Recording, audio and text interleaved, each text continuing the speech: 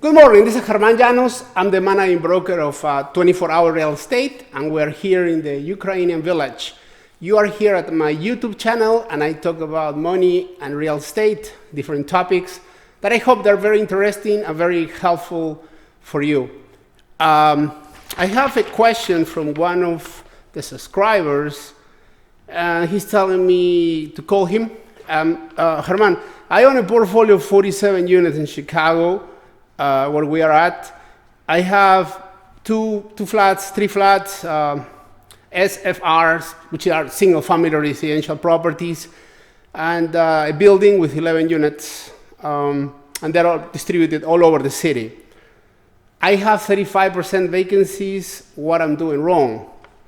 So that's why I want to do this video about how to get good tenants and get them to stick around to your properties, considering that there's a recession on the horizon, okay?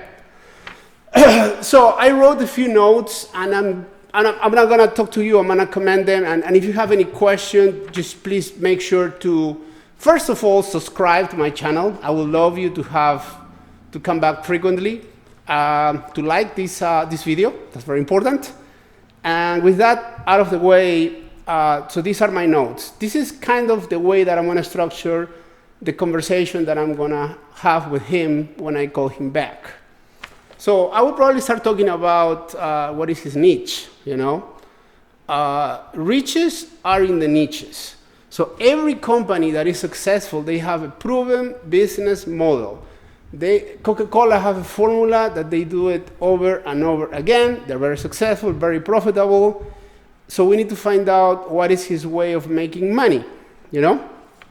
So many people focus in certain areas of the city that they know well.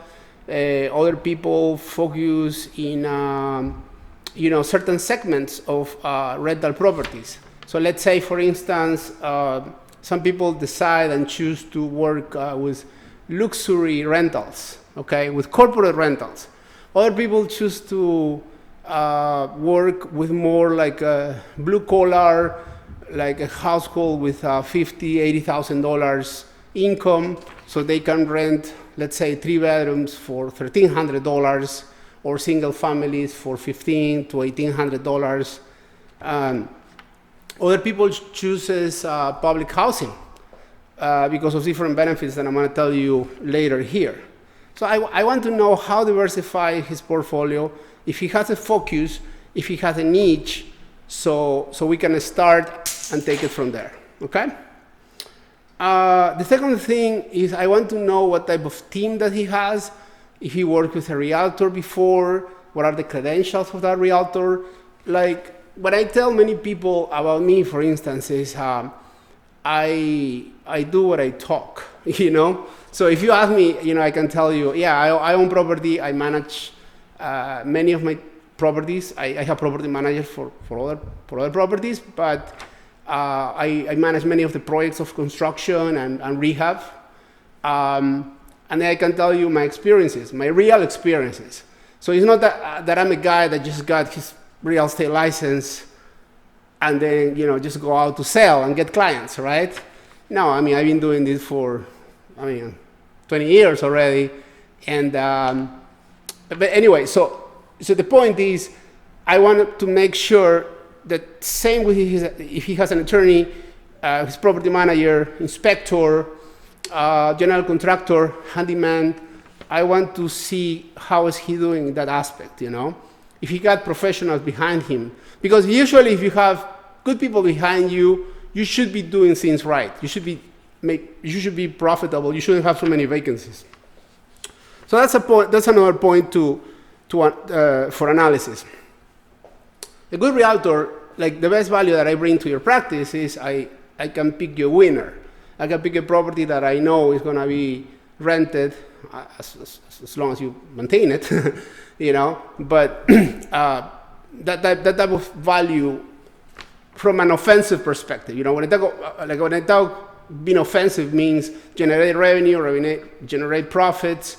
When you think about someone that plays defensive, is when you think about someone that is gonna make sure that you don't get in trouble, that some tenant doesn't sue you for something that you did wrong.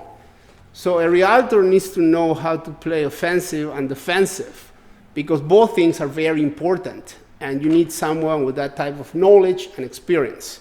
Someone that can get you good property that, makes you money, but at the same time, get you tenants that pay rent and you can make money.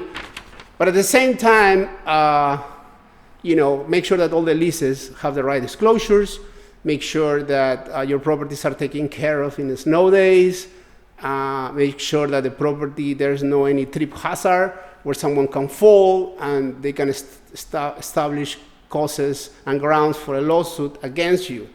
So you need that type of person, and I'm one. So the other thing that I would talk is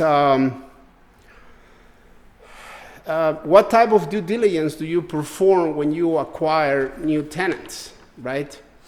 So this is a very common and very recurrent problem that I've seen when it comes to dealing with tenants. Many landlords, they say, oh, you know what, I have this profession and I know how to read people. So when I get a tenant, I just sit with that person, have a cup of coffee, and I can tell that person is going to pay or not. I'm very good at that. And I'm like, oh, okay, well, I've been doing this for 20 years and I doubt myself in that matter. All of us has many prejudices and many things in our head, and the human is so complex that, shaking hands and just try to read the face for 5 minutes, by experience doesn't do the job. You need to be through with this. So you either hire an underwriter or you are the underwriter, You either hire someone with experience that do the whole due diligence and underwriting of getting a new tenant. It's a big thing, man. You're going to let them step into your properties. It's going to be there for a while. And 12 months, 24 months, that's a lot of time. So you have to make sure to do a complete due diligence. So within that due diligence, credit report, and know how to read a credit report, because you can tell a lot of the behavior of the person, Many people can come back and say, oh, I make $150,000 and the rent is $1,500. I can pay that. Problem is that many people make a lot of money. There's a lot of people that they don't like to pay, And those behaviors, sometimes you read them, sometimes I see applications where the income is this amount, which is pretty good.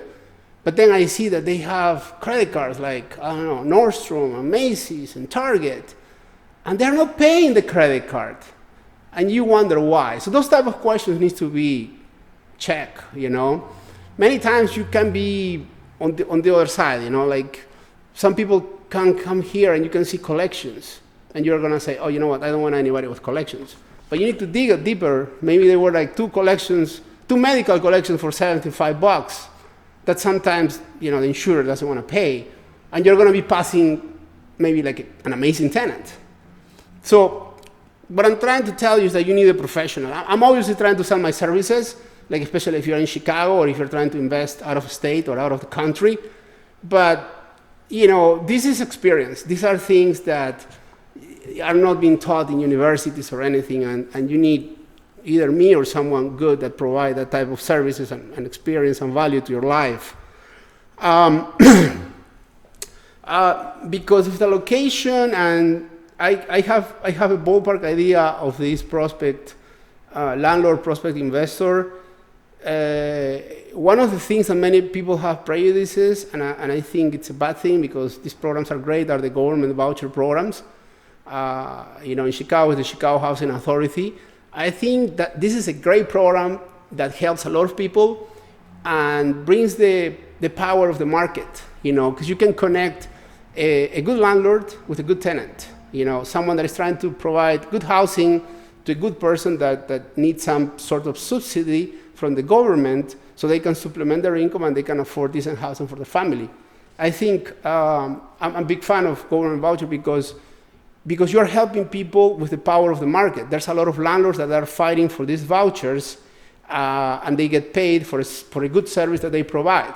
There's not so much waste as if the government be providing public housing, which many times they they're not good, and they do not provide like a private provider do, you know. So I would put that on the table. I will ask him if he consider that those are good. If you manage those units pretty good, it can be profitable and they can diversify your portfolio. The other thing that I would talk to him is, and I would probably ask for a site visit to his properties, is how well he maintains the properties.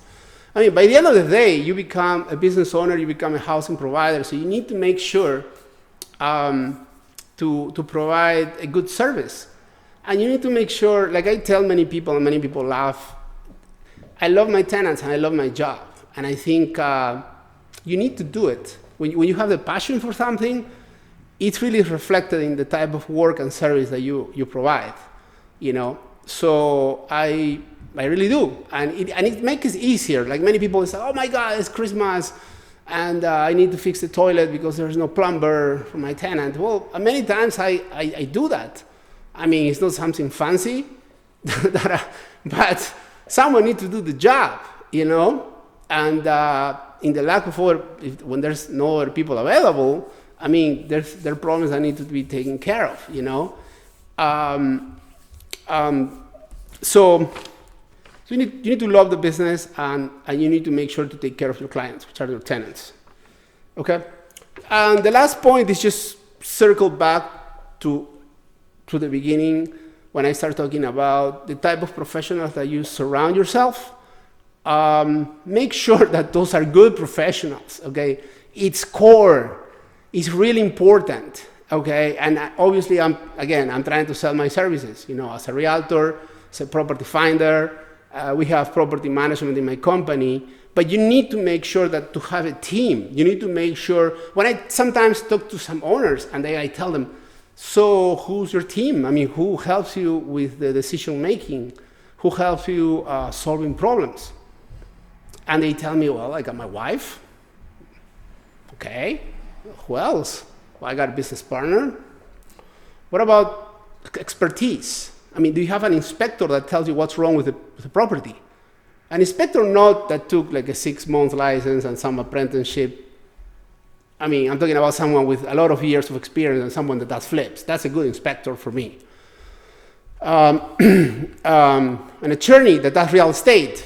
I don't need an attorney that does immigration. I don't need an attorney that does corporate law, and he has a nice office downtown. I don't need that guy.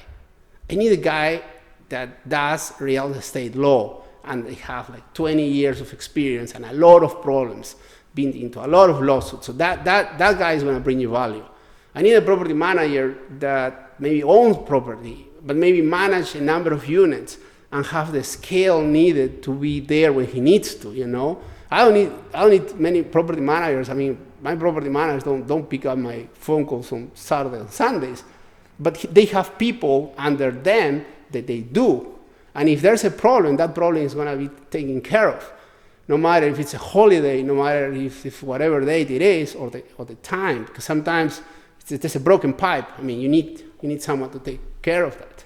So make sure to have that circle of professionals. If you don't know people, just come over. We can help you out. I know a lot of people in this business. I'm in the business myself. I would love to help you out. Hope you have a great beginning of the week, and let's talk soon. Again, don't forget to subscribe to my channel. Have a great week.